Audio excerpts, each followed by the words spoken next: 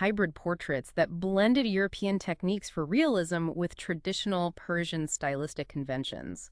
That famous image of Jahangir holding a small picture of the Virgin Mary is often interpreted by the sources not as religious conversion, but as this intellectual engagement with European art forms, using them to enhance his own imperial image and assert himself as a sophisticated worldly ruler on par with European monarchs who collected similar items. The sources also bring up something often overlooked: the role of royal women in all this patronage. Yes, figures like Noor Jahan, Jahangir's wife, who was incredibly powerful. The material shows she wasn't just influential behind the scenes. She issued royal decrees, farmans in her own name, and commissioned major architectural projects. Most famously, the tomb for her father, Itmadu Dola. Which is often seen as a kind of precursor to the Taj. A beautiful, refined building, yeah. It really demonstrates her political clout and her sophisticated artistic taste. And Jahanara Begum, Shah Jahan's daughter. She's highlighted for commissioning extensive charitable works, mosques, gardens, roadside inns, or caravanserais. This was seen as an act of public piety, but also contributed significantly to urban development. The sources frame this as a form of soft power for these elite women, allowing them to leave a visible mark on the empire's landscape and culture. And finally, the sources talk about the institutionalization of art production. It wasn't just freelance artists. It was embedded in the state structure. Right. Akbar established the karkhanas, these imperial workshops, and the material shows they were highly organized. They regulated production, trained new generations of artists, standardized materials and styles to ensure consistency across the empire. So artists were essentially state employees. In many ways, yes. They were paid salaries, ranked, their work reviewed. It professionalized art as a vocation. It shows how much the empire valued art, not just for its beauty, but for its role in the economy and in projecting the imperial image and ideology. This institutional backing was key to maintaining quality and innovation over generations. Stepping back a bit from the specific examples, it seems really clear from the sources that Mughal art wasn't some static, unchanging thing. It was this incredibly dynamic synthesis. Absolutely. It started with strong roots in Persian and Central Asian traditions. Babur brought his Timurid heritage, which influenced garden planning like the Sharbagh and early monumental architecture. Persian artists introduced key techniques for painting brushwork, depicting figures, telling stories visually, but the Mughals adapted quickly. And integrated Indian elements. Which were vital contributions. Hindu and Jain painting traditions brought vibrant colors, more expressive figures, different narrative approaches, drawing from schools like Rajput and Deccan painting. The sources often point to illustrated manuscripts created by mixed teams of artists as prime examples of this synthesis in action. Different backgrounds collaborating. Exactly. And in architecture, Indian motifs like the lotus flower, the intricate jolly screens, the chatras they were incorporated, repurposed within these grand new Mughal forms. And we touched on the European influences as well through missionaries and trade. Yes. Studying and copying those European prints and paintings, especially under Jahangir, led them to experiment with realism, perspective, shading. You even see Christian themes, like the Madonna and Child, appearing in court albums treated more as artistic curiosities than religious icons. But the sources stress this wasn't just imitation. No, not at all. It was creative adaptation. They were filtering these outside influences, taking what they found useful or interesting, and weaving it into their own distinct, evolving style.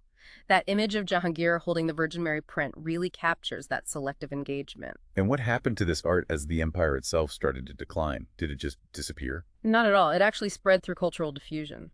As the central Mughal power weakened, artists trained in the imperial style found new patrons at regional courts, places like Awadh, Lucknow, Hyderabad, and among the Rajput and Bahari kingdoms in the north. So the style adapted. Precisely. It was localized. It might become more lyrical and romantic in Awadh, or incorporate the rich colors and mystical themes of Deccani art in Hyderabad, or apply Mughal naturalism to depict Hindu epics and court life in the Rajput states.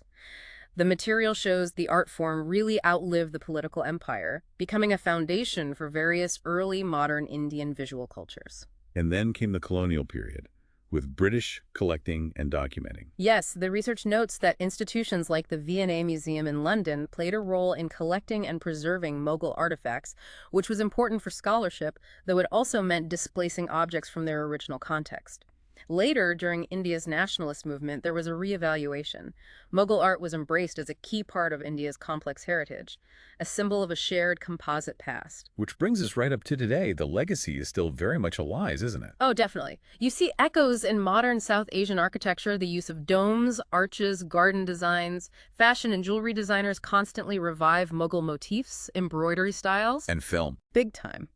Bollywood epics like Mughal-e-Azam or Jodha Akbar explicitly use Mughal aesthetics to evoke grandeur, romance, power, heritage.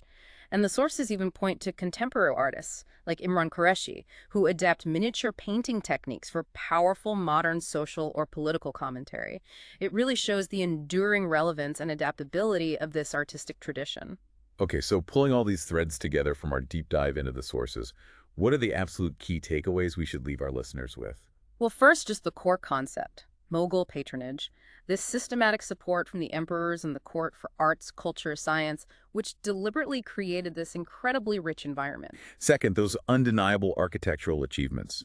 The integration of diverse traditions in world-famous structures like the Taj Mahal, the Red Fort, Fatehpur Sikri, showcasing amazing ingenuity and symbolic weight.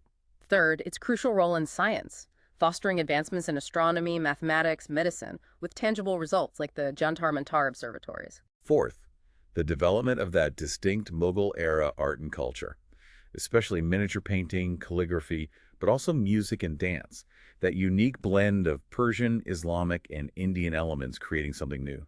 And finally, the sophisticated economic policies, actively promoting trade, strategic agricultural reforms, and that standardized currency system, the rupee mohur dam, which really underpinned the empire's wealth and stability. Wow.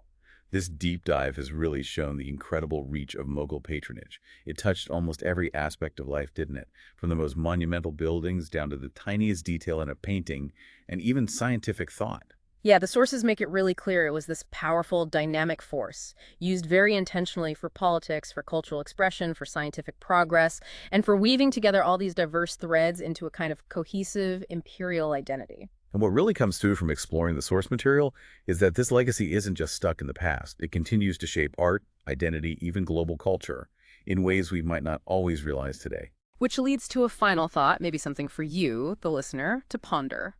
Consider how this historical example of state patronage, with its deliberate strategy of blending diverse traditions, its institutional backing for creativity and knowledge, how might that offer insights, perhaps surprising ones, into the ways culture, power, and innovation interact in our own world?